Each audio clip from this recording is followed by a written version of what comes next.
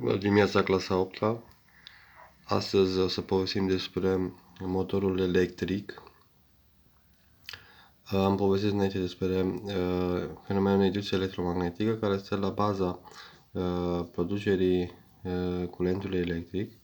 Și astăzi, ca și aplicație, o să vedem câteva noțiuni despre motorul electric. Ce este acesta un motor? Motorul este un sistem fizic ce transformă energia mecanică în altă formă de energie, ce este un motor. Motorul electric, în schimb, transformă energia electrică în energie mecanică. Ca și exemplu de motor electric, cred că avem o sumedenie, în special acasă, în bucătărie. Avem, să zicem, motorașul de mixer, motorul de debitat lemne, avem la atelierele de tâmplărie, acolo sunt motoare electrice mult mai multe. Ca și părți componente, acest motor are în special o carcasă. Carcasa este numai pentru protecție, este un material ca să ne protejeze. Și în interiorul lui avem trei părți componente principale. Părți care sunt, să zicem așa, foarte importante, legate una de alta. Printre cele mai importante este partea de stator, adică partea care motorul stă.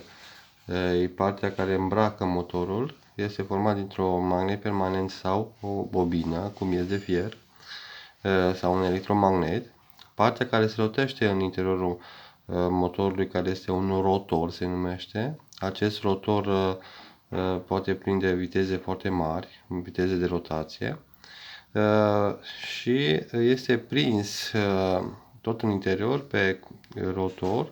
Avem o parte de inele colectoare, le zicem noi, sau contacte mobile, numit colector. Pe suprafața cărora pe colector se freacă niște perii colectoare, numite cărbuni, le zicem noi. Acești cărbuni sunt când și când schimbați de noi, pentru că ei se consumă. Schema de principiu a unui motor este foarte simplă.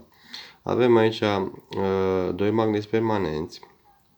Vedeți că am pus nord și sud. Între cei doi magneți se manifestă un câmp de inducție magnetică B.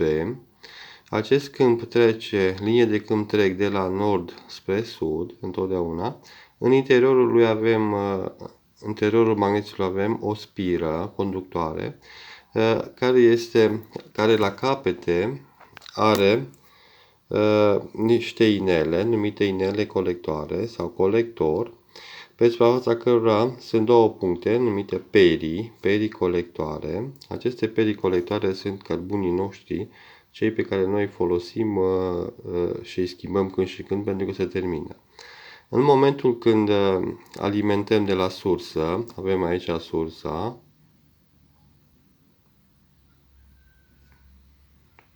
plus minus, curentul pleacă de la plus, se duce prin inele colectoare, merge prin spiră și se întoarce înapoi în minus. Observăm că aici avem F, am zis F și F, două forțe numite forțe de care.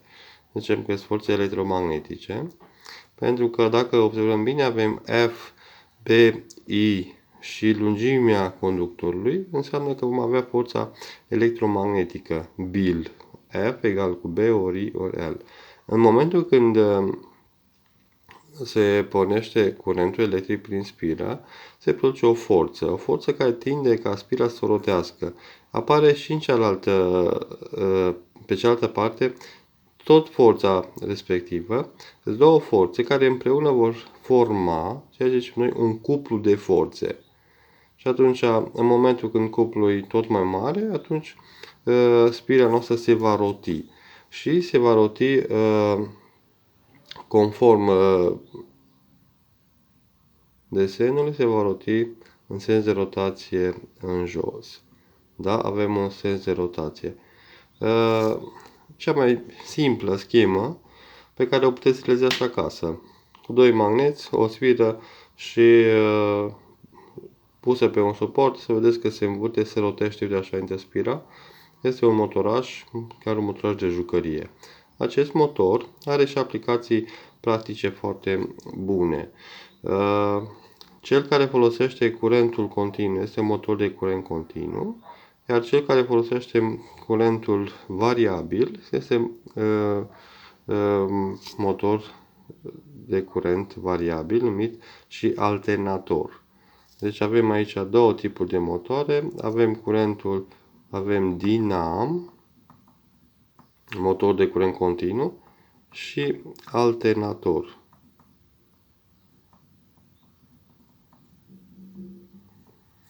Ca și temă, vă rog să căutați, fiecare dintre voi, 3 deosebiri și 3 deosebiri între alternator și dinam. Dinamul, bineînțeles, știți că îl folosim la bicicletă. Alternatorul se folosește la mașină. Funcționează, bineînțeles, pe curenți diferiți. Ce mai trebuie? Tot la temă, avem 3 deosebiri. Vă rog să îmi spuneți și niște avantaje și dezavantaje.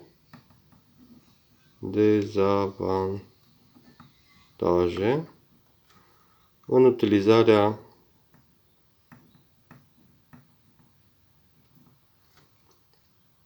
celor două motoare.